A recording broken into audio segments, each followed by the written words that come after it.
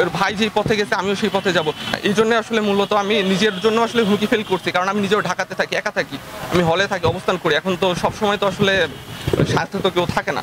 তো উনি আবরার ফাহাদ ভাইকে হত্যাকে কটাক্ষ করছে এবং সেটা হত্যাযোগ্য করছে, এবং আবরার ফায়াজকেও সেটার কমেন্টে হুমকি দিছে। তো এই ইস্যুতে আমরা আজকে জিডি করতে আসছিলাম শাহবাগ থানাতে। তো জিডির বিবরণ আবরার ফায়াজ আপনাদের সামনে পড়বে। আমি আবরার ফায়াজ, বুয়েট যন্ত্র প্রকৌশল বিভাগের ৩য় বর্ষের শিক্ষার্থী। আমি আমার personal Facebook ID Abrar Fayaz থেকে গত 27/5/2025 তারিখে আওয়ামী দুঃশাসনের সময়ের একটি বিচার সংক্রান্ত রায়ের ব্যাপারে ফেসবুকে একটি পোস্ট করি এবং ফেসবুকে আমার মন্তব্য নিয়ে একটি পোস্ট করি। সেই পোস্টকে কেন্দ্র করে এক শ্রেণীর কুচক্রী মহল আমার ভাই আবরার ফাহাদকে জড়িয়ে অনলাইনে অযাচিত মন্তব্য করেছে এবং আমার পরিবারকে জড়িয়ে কুৎসিত গালাগালিতে লিপ্ত হয়েছে।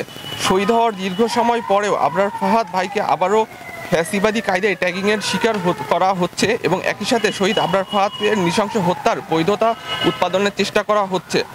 গত 28/5/2025 তারিখ আনুমানিক বিকাল 4টার সময় আমি যখন আমার ক্লাস শেষ করে ক্যাম্পাসে ফিরে আসি, তখন আমি আমার চোখের সামনে আসি একটি দৈনিক বার্তাবাজার অনলাইন সংস্করণের একটি ফেসবুক পোস্ট, যার লিঙ্কটা আমরা দিয়েছি, এবং সেখানে দেখা যায় যে এই পোস্টটি টাইমলাইনে শেয়ার করেন ঢাকার মহানগর ছাত্র ইউনিয়নের সাবেক সভাপতি শাহরিয়ার ইব্রাহিম। সাথে ক্যাপশনে লেখেন, জাসি জামায়াত এর কুত্তা আবরার ফাহাদকে হত্যা করা জায়েজ ছিল দেখ তোরা।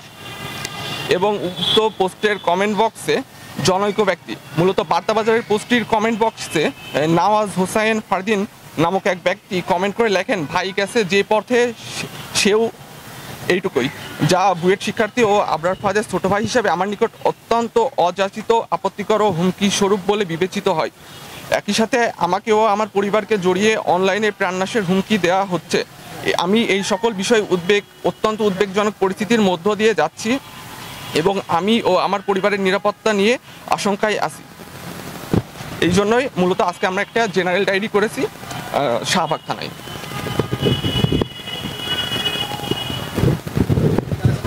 ধন্যবাদ। বাকি যারা ছিল তাদেরকে যারা কমেন্ট করেছে তারা কারা? না, আসলে এই ক্ষেত্রে আসলে আমাদের পক্ষে তো আসলে মূলত আমি যখন জিনিসটা অলরেডি দেখছি, দেখার কিছুক্ষণ পরে, মানে আমার যেহেতু সারাদিন ল্যাব ছিল, আমি যাই আসলে ফার্স্টে এটা ইনিশিয়ালি দেখার পরে আমি কিছুক্ষণ পরেই আর কি দেখা গেছে যে রাতের দিকে আমি টাইম পেয়েছি, তখন আর কি দেখছি যে আস্তে আস্তে পোস্টগুলো তারা হয়তো অনেকে ডিলিট করেছে। আর সবার পরিচয় তো আসলে ওখানে অনেক কমেন্ট ছিল, অনেকে শেয়ার করছে, পার্সোনাল আইডি থেকেও করছে। তো সেই ক্ষেত্রে তো আসলে আমার পক্ষে সবার পরিচয় জানা সম্ভব না। আমরা দেখলাম যে ঢাকা মহানগর উত্তর ছাত্র ইউনিয়নের সভাপতির পরিচয় একজন আপনার এই পোস্টটা করেছিল, তার নামে কি আপনি কোনো পদক্ষেপ নিয়েছেন? আমরা মূলত এখানে দুইজনের পোস্টের কথা উল্লেখ করছি এবং জিডি করছি। এখানে একজন ঢাকা মহানগর ছাত্র ইউনিয়নের সাবেক সভাপতি শাহরিয়ার ইব্রাহিম, আর একজন কমেন্ট করেছিল নওয়াজ হোসাইন ফারদিন। এটা উনি আরেকজনের পোস্টে কমেন্ট করছিল, শেয়ার দেওয়া, সেইখান থেকে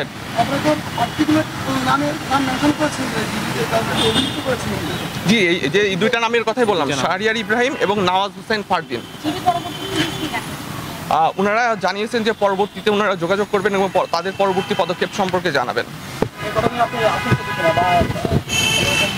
না, এটা তো অবশ্যই আতঙ্কিত হওয়ার মতো বিষয় না। এখানে আসলে মূলত আশঙ্কার বিষয়টা আপনার যে 6 বছর আগে মেরে ফেলা হয়েছে অলরেডি, তার জন্য মানে তার হত্যাকাণ্ডের জন্য 20 জনের ফাঁসির রায় আছে।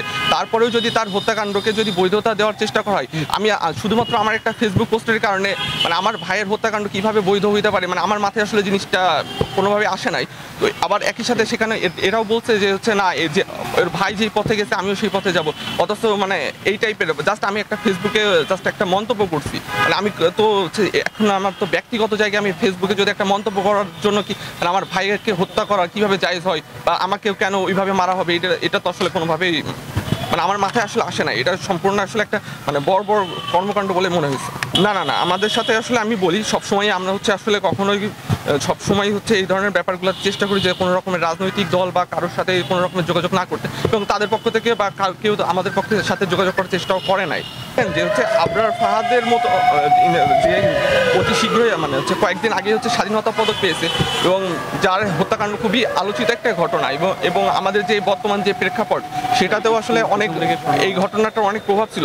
তাকেই যদি এখন আবার হত্যাকাণ্ডকেই যদি হচ্ছে বৈধতা দেওয়া হয়, তাইলে আসলে মানে জিনিসটা তো আসলে আমাদের সবার জন্য আসলে হুমকি, শুধুমাত্র যে আমার জন্য ব্যাপারটা এমন না। এই জন্য আসলে মূলত আমি নিজের জন্য আসলে হুমকি ফিল করছি, কারণ আমি নিজেও ঢাকাতে থাকি, একা থাকি।